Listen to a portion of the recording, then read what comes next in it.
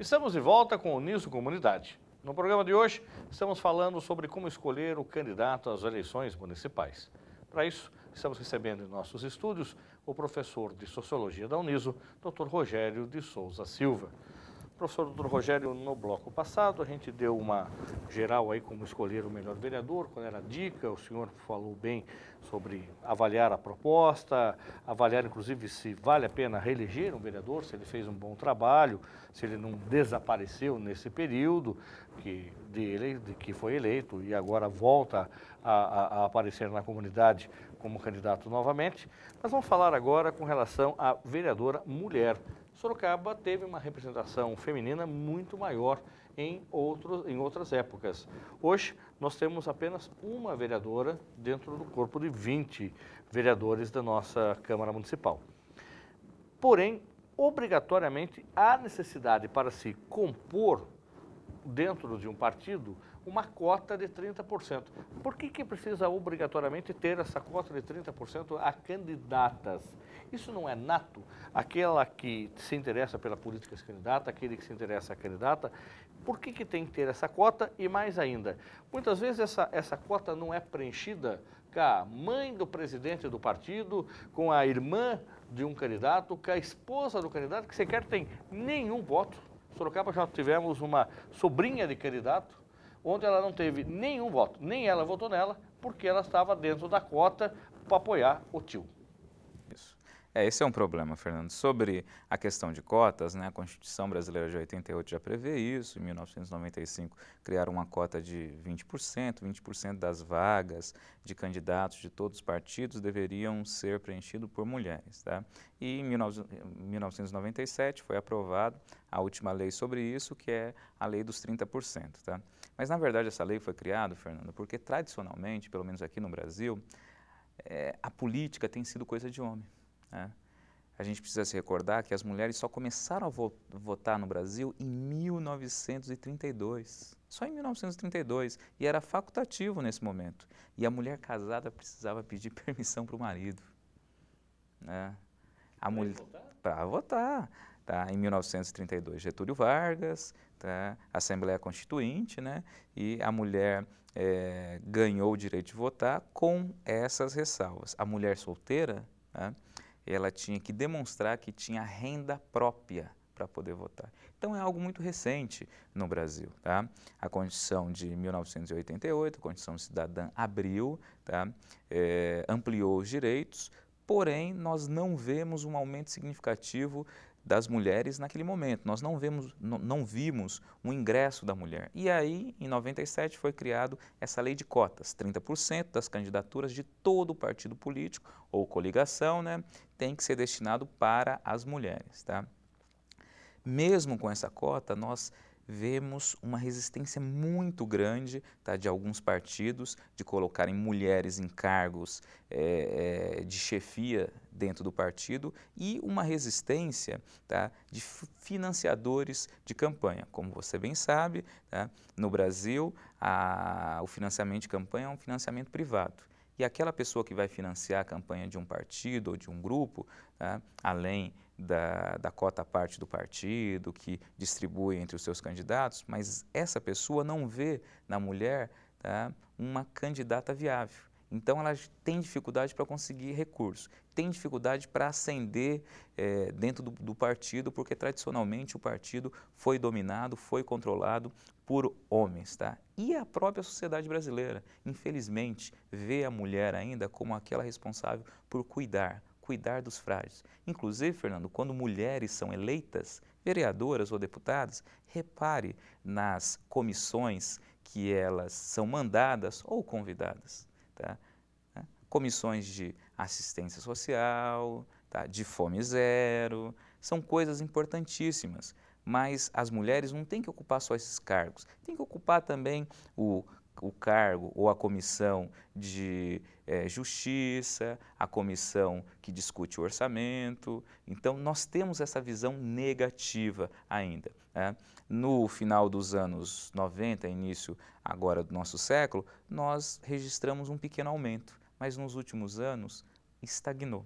Se você pegar a Câmara dos Deputados, na última eleição, né, eu acho que a gente tinha 46, nós fomos para 47 mulheres, de 513, muito pouco.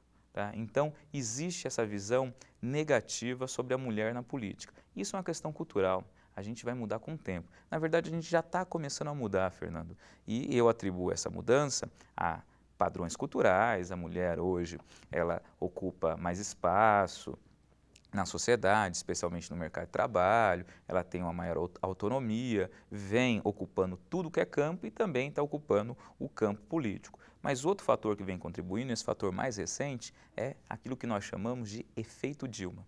Tá? A Dilma foi eleita por muitos, ela foi eleita só por conta do ex-presidente Lula, então ela assumiu um pouco desacreditada e no final do primeiro ano do seu mandato, ela já estava com taxas de aprovação altíssimas, tá? Maravilhosas, tá? As taxas. Hoje em dia chega a quase 70% de aprovação do povo brasileiro. Então, por conta disso, a visão que se tinha da mulher na política vem mudando. No mundo, essa visão já mudou há algum tempo. A gente precisa se recordar que a segunda pessoa mais influente do mundo é uma mulher, Angela Merkel, tá? Chanceler, primeira-ministra da Alemanha. Tá? Uma das pessoas mais influentes no mundo é a Hillary Clinton, que é secretária de Estado dos Estados Unidos, segundo cargo mais importante nos Estados Unidos. Né? E a Dilma vem se destacando também no cenário internacional e muito no cenário nacional. A ex-prefeita Marta Suplicy, a atual senadora, ela conta uma história que a Dilma até chegou a falar durante a sua campanha de 2010. A Marta costuma dizer o seguinte, que um dia que ela estava andando pela periferia, tá, uma moça, uma mulher a interpelou falando, Marta, minha filha quer te conhecer. E a filha, tá, uns 4 para 5 anos, e aí a menina começou a conversar com a Marta e falou o seguinte, que olha Marta, eu quero ser prefeita, tá? E eu quero ser prefeita por conta do seu trabalho. Tá? Até então, a mãe falou, ela queria ser bailarina. Então, as mulheres ocupando postos de destaque na política é importante também para mudar esse imaginário. E a grande aprovação que a Dilma vem tendo mostra isso, mostra que a mulher ela vem conquistando espaço e ela vem mudando esse imaginário negativo que muitos brasileiros têm da mulher na política. Então vale a pena você também dar essa chance, dar essa oportunidade, porque você também está então tendo várias opções femininas de boa qualidade. Ou avalie quem é essa candidata. Ela de fato está só para compor a cota dos 30%, ela é mãe, irmã, tia, prima, esposa de um candidato, então ela está dentro da cota e ela não apareceu, ela não falou, ela foi pedir voto para a vizinhança como quem bate papo num dia qualquer. Então, ou não, ela tem proposta sim, ela tem um trabalho na comunidade sim, ela vem desenvolvendo algumas ações que merecem esse respeito e aí a Câmara Municipal vai ter essa representação significativa. Hoje nós temos na atual Legislativo Sorocabano apenas uma, nós já tivemos oportunidade de 3 a 4 mulheres vereadoras. Com relação também, professor Dr. Rogério, a votar em representantes de área, de categorias ou até de igrejas. Então eu vou votar naquele candidato porque ele é pastor evangélico. Vou votar naquele candidato porque ele é meu irmão da igreja. Vou votar naquele candidato porque ele frequenta a minha paróquia, sendo católico. É esse gancho de se colocar como um cristão ativo, quer seja na igreja católica, na igreja evangélica, na igreja pentecostal, é significativo nessa época do ano. Porém, esta representação, vale a pena eu votar neste candidato? Eu vou pleitear depois desse candidato ações para a minha comunidade, para a minha igreja? Isso é preocupante. Tem que lembrar que o vereador, tá, ele é o vereador da cidade, não do bairro X, não da categoria Y, da categoria W. E isso é significativo. Por que acaba acontecendo, Fernando? Tá? Você elege o edil, você elege o vereador, porque ele é do bairro X, e aí ele só faz para aquele bairro. E o outro bairro vizinho? E o outro bairro? Tá? Essa pessoa ela tem que ter uma visão macro, tá? Ela tem que ter uma visão maior, tá? Ela tem que representar o município como um todo. aquilo que a gente estava falando anteriormente. Se essa pessoa tem essa visão limitada, só vou beneficiar a minha categoria, só vou beneficiar o meu bairro, dificilmente essa pessoa vai ter iniciativa para ir em Brasília ou conversar com o seu deputado federal, deputado estadual, para trazer recursos para o município. Porque a visão dele é uma visão muito localizada, é uma visão até provinciana. O eleitor tem que tomar cuidado com isso, não pode votar em primo, não pode votar em irmão, não pode votar em colega de trabalho, colega de faculdade, o irmão da igreja, tá? Tem que verificar se essas pessoas têm boas propostas, se têm ações anteriores, já desenvolveram um trabalho significativo para a comunidade, tá? Essas pessoas assistem uma sessão de câmara, tá? Porque eu vejo várias pessoas se candidatando, nunca assistiram uma sessão. Você pergunta para essas pessoas o que é LDO, elas não sabem, tá? Então, como essas pessoas vão se candidatar? Então, você tem que prestar atenção nisso, tá? Porque muitas vezes você acha que essa pessoa vai beneficiar o seu grupo específico ali, só que essa pessoa acaba prejudicando o município como um todo. Então, ela conseguiu muitas vezes um aparelho de som para o seu templo religioso, ela conseguiu viabilizar a construção de uma obra do templo religioso, mas em compensação ela não observou a iluminação da cidade, a iluminação da sua rua, o transporte público que por exemplo, pode estar numa qualidade ruim, mas ela fez vistas grossas para aquilo. Então tem que tomar cuidado, porque o tiro pode sair pela culatra. Você pode escolher um candidato próximo de você, achando que ele vai beneficiar o seu bairro. Ele pode beneficiar com uma coisinha, outra coisinha, mas você não vive só no seu bairro, você vive na cidade. E aí você vai circular para o centro, você cruza com um buraco e ninguém fiscalizou aquilo, ninguém reclamou daquilo. Você vai pegar o transporte público e está num valor absurdo, ninguém fiscalizou aquilo, tá? Você precisa de um hospital e o hospital está deteriorado, o hospital está sucateado, e aí você vai na Câmara, aquela Câmara suntuosa, bonita, tá? Porque alguém ali não teve uma visão de que, olha, a gente pode reduzir os gastos aqui, tá? E esse dinheiro ir para outro local. Então é muito perigoso esse tipo de coisa. Infelizmente as pessoas fazem muito isso.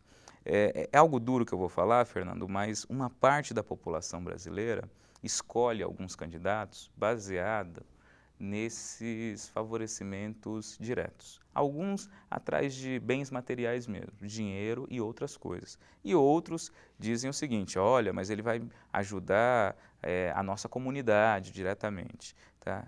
Você tem que escolher alguém que vá beneficiar a cidade como um todo, que vá representar a cidade, ainda mais uma cidade como Sorocaba, com uma cidade de médio porte, ampla, que vem passando por um desenvolvimento significativo. Junto com o desenvolvimento, surgem também os problemas, tá? E aí o vereador pode contribuir para isso, tá? Ele já está no bairro ali, ele vai ouvir alguns questionamentos, algumas reclamações de problemas pontuais. E ele, como um bom vereador, irá correr atrás desses problemas, da solução para esses problemas. Mas ele tem que representar a cidade como um todo. Ele tem que pensar no bairro X, Y, independente se ele teve voto naquele bairro ou não. Alguns que estão nos assistindo podem pensar, poxa, o professor está sendo utópico, tá? A gente tem que trabalhar com utopia também. O que é utopia? Utopia é aquilo difícil de ser alcançado. Agora, se eu deixo a utopia de lado, se eu tiro a utopia do nosso horizonte, a gente passa a viver baseado só no pragmatismo, só no dar e receber. E isso não é bom quando nós falamos de política, isso não é bom quando nós falamos de gestão pública do bem público. Agora, cola ainda, professor, esse candidato que pode até ser candidato à reeleição, mas que nesta época do ano frequenta a igreja evangélica que ele nunca frequentou. Que ele vai para o culto e senta na primeira fila, sai mais cedo para cumprimentar as pessoas na porta, vai até o campo do futebol da Várzea, lá no Barcelona, com a Vila Jardim, um clássico de Sorocaba. E esse cara nunca esteve no futebol varziano, mas agora ele assiste o jogo e apoia, inclusive, o churrasquinho que acontece depois do campeonato. Ele começa a ter uma simpatia que nunca teve. O abraçar criancinha, carregar criancinha, beijar os idosos, enfim. Esse tipo de ação cola ainda, ou o eleitor já não é mais bobo e fala, meu, ele nunca veio aqui na igreja, ele nunca veio assistir o jogo da Várzea, ele nunca esteve na porta da escola, agora aparece pedindo voto? Olha, infelizmente ainda cola, como você falou, tá? Algumas pessoas se deixam levar por esse tipo de comportamento. Uma prova disso é que vários fazem isso, tá? Eles não fazem à toa. A política também é uma arte racional, é um planejamento, tá? Além de envolver muita emoção, além de envolver muito afeto, ela se planeja, tá? E se muitos candidatos, especialmente a vereança, eles fazem esse tipo de coisa, é porque dá resultado. Agora, o eleitor brasileiro ele vem mudando, né? O que nós vemos? Eu vejo que os eleitores brasileiros até recebem um churrasquinho, um refrigerante, coisa e tal, mas isso não quer dizer que ele votará naquele candidato, tá? Mas ele consegue convencer algumas pessoas. Ah, sobre o churrasquinho, é proibido, tá? Tem que lembrar disso, tá? Você não pode favorecer de nenhuma maneira o eleitor e isso contribuir para a sua eleição, isso contribuir para você ganhar voto. Isso é proibido, tá? Se o eleitor, tá, vê algum candidato fazer isso, ele pode denunciar, tá? Inclusive o candidato corre o risco de ter sua candidatura impugnada, tá? Então isso é importante. A questão da simpatia. A simpatia é uma qualidade individual, uma qualidade pessoal, né? Então aquele candidato que é sisudo, é marrento e de repente tenta se colocar como simpático, a gente percebe facilmente, né? Fica até caricatural, tá? E aí o eleitor percebe, fica aquela coisa postiça, coisa e tal. Agora tem algumas pessoas que são simpáticas, tá? Agora, o que chama atenção é isso que você falou, nunca foi no campo de várzea, e agora está lá no campo de várzea, nunca foi no templo evangélico. E aí a gente tem que puxar a orelha também dos pastores. Aquela pessoa nunca foi lá, nunca ajudou aquela comunidade. E aí, de repente, tá, alguém daquela comunidade religiosa aparece com um carro novo. Opa! E aí aquele candidato ali, especialmente aquele candidato a prefeito que tem um maior poder aquisitivo ou conseguiu mobilizar mais recurso, né? Então, isso é preocupante. Vamos falar também, não é só nos evangélicos, também são os católicos. Isso. Tem católico aí, o candidato católico que está assistindo a missa das 6 da manhã no domingo, às 8, depois ele corre para a missa das 10 e vai para a missa depois das 4, enfim, ele fica o domingo o dia inteiro sendo missa. Tá? E participa e comunga, enfim, para poder aparecer nas igrejas, coisa que não é da comunidade dele, não é da paróquia dele, não é do bairro dele, mas ele está indo lá para poder aparecer. Também não pode. Em alguns templos e mesmo igrejas, isso é complicado. Tá? Alguns pastores ou padres dando a palavra para um candidato. O que é ilegal. E é ilegal, tá? Então tem que tomar muito cuidado com isso. Então você, telespectador, tá? Você faz parte de uma comunidade religiosa, tá? Evangélica, tá? Católica, espírita, tome cuidado com esses espertalhões mesmo. Nunca contribuiu, tá? Ou contribuiu daquela maneira distante. Tudo bem, tá? Ele contribuiu daquela maneira distante, continua contribuindo daquela maneira distante. Agora, tá? Fazer uso da palavra, tá todo final de semana, e isso é muito preocupante. Fernando, não vejo problema nenhum de um grupo social, tá, se mobilizar para ter um representante na Câmara. Não tem problema nenhum. Os evangélicos vão votar nos evangélicos, lembrando que ele vai representar todo o município, não só aquele grupo em específico. Tá? Escolher uma pessoa que tenha uma visão maior, coisa e tal. Tá? Não vejo problema nisso. Mas tem que tomar cuidado com esses políticos de última hora, esses políticos que normalmente não desenvolveram trabalho nenhum nos últimos anos. Alguém que se dedica à carreira política, Fernando, ele tem que se doar para áreas públicas, tá? Desenvolvendo trabalhos sociais. Ah, mas ele está sem mandato. Mas se é um político que já tem uma certa experiência, ele tem contatos suficientes para desenvolver isso e desenvolver aquilo. Tá? Ele pode mobilizar, por exemplo, o bairro dele. Se ele mora num bairro de classe média, mobilizar o bairro deles e em datas festivas, tá? Ajudar a comunidade, outras comunidades carentes. Tá? Ele pode desenvolver trabalhos hoje através da internet, ser uma pessoa mais simples, tá? Pode desenvolver outros trabalhos como arrecadar sangue, tá? Mobilizar algumas pessoas ali para ir doar sangue. Então dá para desenvolver. Agora aquela pessoa que durante 4 anos, perdeu a eleição, durante 4 anos sumiu. E aí de repente aparece com aquela candidatura pomposa, luxuosa. Eu não gosto dessas figuras. Volto a dizer, tá? Eu voto no candidato a vereador que durante 4 anos eu ouvi falar desse candidato, tá? Ouvi falar uma vez aqui, ouvi falar uma vez ali, sinal que está trabalhando. Eu até faço uma brincadeira com meus alunos, tá? Sobre a candidatura do comediante Tiririca e a votação fantástica dele, né? Tá? Tem um fator do voto de protesto, que já foi discutido por muita gente, né? A população brasileira, especialmente os jovens, tá? Aquela pessoa que está votando pela primeira vez, está desiludida com a política, então vou votar nesse comediante para mostrar que a política brasileira não é séria. Mas a pessoa que estava na mídia antes da eleição, a pessoa que aparecia, tá, era esse humorista. Então, você vota também em alguém que você já ouviu falar. E mesmo o Tiririca antes, não estando no campo político, você já tinha ouvido falar.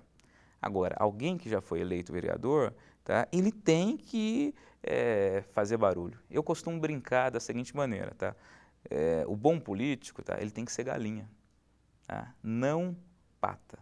Ele tem que fazer barulho, tá, para todo mundo falar dele. Tá? Agora, se ele não faz barulho, o que vai acontecer? Ele vai passar desconhecido. E aí depois vem pedir o voto para você. Ah, mas é difícil fazer barulho porque a imprensa está na mão de grupo X, grupo Y. Não, ele tem que se organizar para fazer barulho e para divulgar suas boas ações.